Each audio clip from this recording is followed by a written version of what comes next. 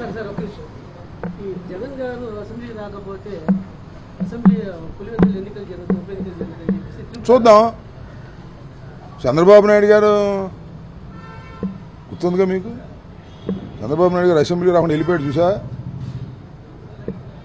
ఏడిసి బావురుమని ఏడిసి వెళ్ళిపోయాడు. అక్కడ జరిగిందా కుప్పంలో? ఇక్కడ పెడతారా అంటే కక్షాదింపు చర్యలా? చూద్దాం ఏం జరుగుతుందో, రాబోయే కాలంలో ఏమి జరుగుతుందో చూద్దాం. ఎన్టీ రామారావు గారు శాసనసభకు వచ్చాడా? ప్రతిజ్ఞ చేసి వెళ్ళిపోయాడుగా, మళ్ళా ముఖ్యమంత్రిగానే వస్తానని చెప్పి వెళ్ళిపోయాడుగా. అప్పుడు జరిగినాయా? అంటే స్పెషలా? జగన్మోహన్ రెడ్డి గారిని స్పెషల్గా చూస్తున్నారా? ఎందుకంత భయం? చూద్దాం. ఈ చంద్రబాబు నాయుడు శాసనసభకు రాకోకుండా వెళ్ళిపోయాడు, స్వర్గీయ ఎన్టీ రామారావు గారు కూడా శాసనసభకు రాకుండా వెళ్ళిపోయాడు. నేను అప్పుడు శాసనసభ్యుడిగా ఉన్నా. అప్పుడు జరగని ఎన్నికలు ఇప్పుడు పెడతారా?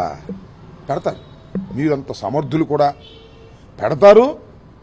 ఆయన ఎవరండి అక్కడ ఒక ఆయన కోయ ప్రవీణ్, ఆయన చేత పులివెందులో గుద్దించుకుందాం అనుకుంటున్నారు, అంతేగా పిచ్చోళ్ళారా.